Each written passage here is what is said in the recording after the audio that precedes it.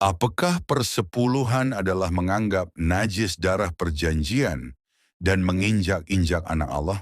Persepuluhan adalah peraturan hukum Taurat, misfot Taurat. Beberapa ayat soal persepuluhan diatur dalam perjanjian lama. Berikut ayat-ayat tersebut, Imamat 27 ayat 30 TB. Demikian juga segala persembahan persepuluhan dari tanah, baik dari hasil benih di tanah maupun dari buah pohon-pohonan, adalah milik Tuhan. Itulah persembahan kudus bagi Tuhan.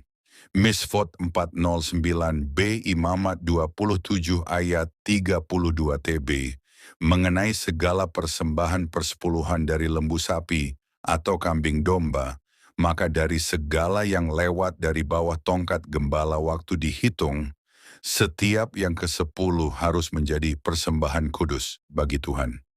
Misfot 411, C bilangan 18 ayat 26 TB. Lagi haruslah engkau berbicara kepada orang Lewi dan berkata kepada mereka, apabila kamu menerima dari pihak orang Israel persembahan persepuluhan yang kuberikan kepadamu dari pihak mereka sebagai milik pusakamu, maka haruslah kamu mempersembahkan sebagian daripadanya sebagai persembahan khusus kepada Tuhan, yakni persembahan persepuluhanmu dari persembahan persepuluhan itu. Misfot 412. Kita tahu bahwa hukum Taurat telah digenapi Tuhan Yesus. Roma 10 ayat 4 TB. Sebab Kristus adalah kegenapan hukum Taurat, sehingga kebenaran diperoleh tiap-tiap orang yang percaya. Roma 8 ayat 3 TB. Sebab apa yang tidak mungkin dilakukan hukum Taurat, karena tak berdaya oleh daging, telah dilakukan oleh Allah. Dengan jalan mengutus anaknya sendiri dalam daging, yang serupa dengan daging yang dikuasai dosa karena dosa, ia telah menjatuhkan hukuman atas dosa di dalam daging, dan hukum Taurat adalah penuntun bagi kita sampai Kristus datang. Galatia 3 ayat 24-26 TB 24. Jadi hukum Taurat adalah penuntun bagi kita sampai Kristus datang, supaya kita dibenarkan karena iman. 25.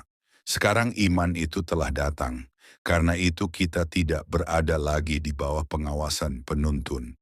26. Sebab kamu semua adalah anak-anak Allah, karena iman di dalam Yesus Kristus. Selain itu hukum Taurat hanya bayangan saja dari Kristus Ibrani. 10 ayat 1 TB. Di dalam hukum Taurat hanya terdapat bayangan saja dari keselamatan yang akan datang, dan bukan hakikat dari keselamatan itu sendiri.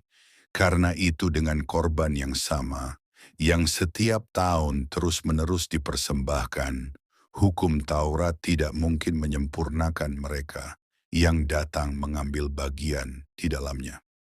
Kolose 2 ayat 17 TB, semuanya ini hanyalah bayangan dari apa yang harus datang, sedang wujudnya ialah Kristus. Oleh karenanya, hukum Taurat berlaku sampai Yohanes Pembaptis. Ini perkataan dari Tuhan Yesus Lukas 16 ayat 16 TB, hukum Taurat dan kitab para nabi berlaku sampai kepada zaman Yohanes. Dan sejak waktu itu, kerajaan Allah diberitakan, dan setiap orang menggagahinya, berebut memasukinya. Bahkan Rasul Paulus mengatakan, tidak ada orang yang dibenarkan Allah karena melakukan hukum Taurat Galatia 3 ayat 11 TB, dan bahwa tidak ada orang yang dibenarkan di hadapan Allah karena melakukan hukum Taurat adalah jelas, karena orang yang benar akan hidup oleh iman. Galatia 2 ayat 16 TB. Kamu tahu bahwa tidak seorang pun yang dibenarkan oleh karena melakukan hukum Taurat, tetapi hanya oleh karena iman dalam Kristus Yesus. Sebab itu kami pun telah percaya kepada Kristus Yesus, supaya kami dibenarkan oleh karena iman dalam Kristus, dan bukan oleh karena melakukan hukum Taurat. Sebab tidak ada seorang pun yang dibenarkan oleh karena melakukan hukum Taurat. Roma 3 ayat 20 TB. Sebab tidak seorang pun yang dapat dibenarkan di hadapan Allah oleh karena melakukan hukum Taurat, karena justru oleh hukum Taurat orang mengenal dosa. Roma 3 ayat 28 TB, karena kami yakin bahwa manusia dibenarkan karena iman, dan bukan karena ia melakukan hukum Taurat. Bukan hanya tidak dibenarkan, tetapi pekerjaan di bawah hukum Taurat terkutuk. Galatia 3 ayat 10 TB. Karena semua orang yang hidup dari pekerjaan hukum Taurat berada di bawah kutuk. Sebab ada tertulis, terkutuklah orang yang tidak setia melakukan segala sesuatu yang tertulis dalam kitab hukum Taurat. Tuhan Yesus pernah menyinggung persepuluhan kepada ahli-ahli Taurat dan Farisi. Matius 23 ayat 23 TB. Celakalah kamu, hai ahli-ahli Taurat dan orang-orang Farisi, hai kamu orang-orang munafik, sebab persepuluhan dari selasih, adas manis dan jintan kamu bayar. Tetapi yang terpenting dalam hukum Taurat kamu abaikan, yaitu keadilan dan belas kasihan dan kesetiaan. Yang satu harus dilakukan, dan yang lain jangan diabaikan. Lukas 11 ayat 42 TB. Tetapi celakalah kamu, hai orang-orang Farisi, sebab kamu membayar persepuluhan dari selasi, inggu dan segala jenis sayuran, tetapi kamu mengabaikan keadilan dan kasih Allah. Yang satu harus dilakukan, dan yang lain jangan diabaikan. Di sini Tuhan Yesus tidak menegur orang yang tidak memberikan persepuluhan, melainkan maksud dari Tuhan Yesus adalah menegur kemunafikan orang-orang Farisi yang merasa harus membayar persepuluhan, tetapi tidak melakukan keadilan dan belas kasihan. Tuhan Yesus juga tidak mengajarkan persepuluhan sebagai kewajiban. Dalam Matius 23 ayat 23 dan Lukas 11 ayat 42, konteksnya mengenai percakapannya dengan orang Farisi yang menekankan perbuatan lahir Taurat seperti persepuluhan tanpa motivasi keadilan, tanpa belas kasihan dan tanpa kesetiaan, dan kata-kata itu ditujukan kepada mereka. Rasul Paulus dalam surat-suratnya menyatakan bahwa Galatia 2 ayat 21 TB, aku tidak menolak kasih karunia Allah. Sebab sekiranya ada kebenaran oleh hukum Taurat, maka sia-sialah kematian Kristus. Galatia 5 ayat 4 TB, kamu lepas dari Kristus, jikalau kamu mengharapkan kebenaran oleh hukum Taurat, kamu hidup di luar kasih karunia. Galatia 5 ayat 18 TB, akan tetapi jikalau kamu memberi dirimu dipimpin oleh Roh, maka kamu tidak hidup di bawah hukum Taurat. Dari ayat-ayat ini menyatakan bahwa bila kita hidup di bawah hukum Taurat dan mengharapkan kebenaran oleh hukum Taurat, maka kita hidup di luar kasih karunia, maka sia-sialah kematian Kristus dan kita tidak dipimpin oleh Roh. Tetapi Rasul Paulus Jaks memberi solusinya melalui surat-suratnya. 1 Korintus 9 ayat 13-14, Tahun Baru.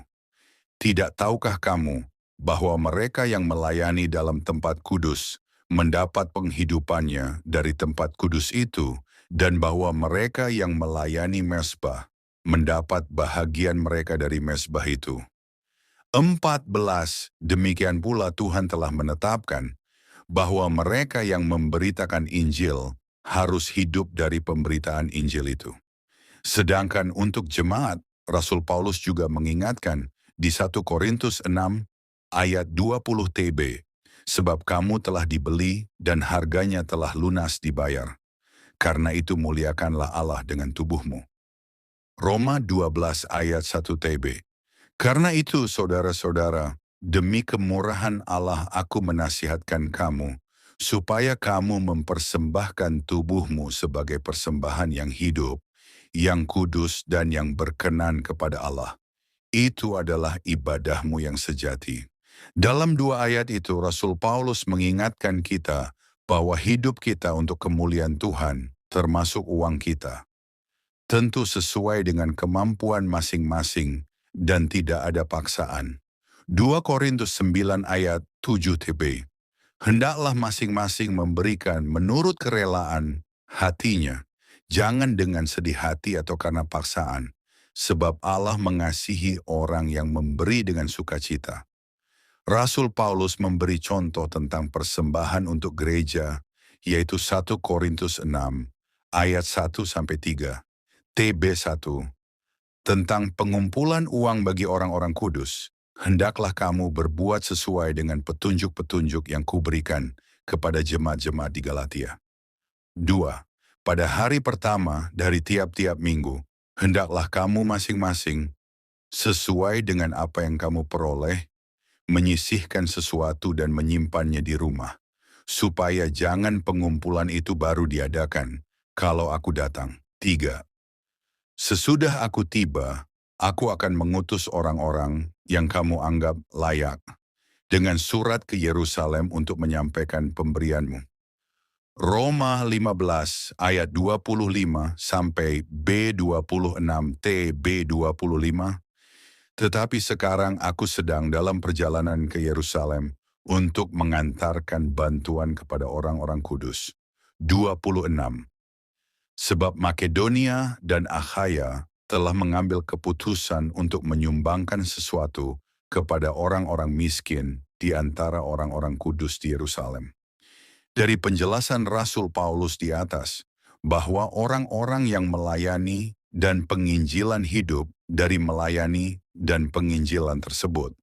Sedangkan bagi jemaat mendukung orang-orang yang melayani dan penginjilan dengan sadar, sukarela dan tanpa embel-embel persen, karena gereja memerlukan biaya untuk aktivitasnya. Persembahan kasih gereja menggantikan persepuluhan. Pertanyaannya adalah, apakah persepuluhan menganggap najis darah perjanjian dan menginjak-injak anak Allah? Ibrani 10 ayat 29 TB. Betapa lebih beratnya hukuman yang harus dijatuhkan atas dia, yang menginjak-injak anak Allah, yang menganggap najis darah perjanjian yang menguduskannya, dan yang menghina roh kasih karunia. Shalom, Tuhan Yesus memberkati kita semua, amin.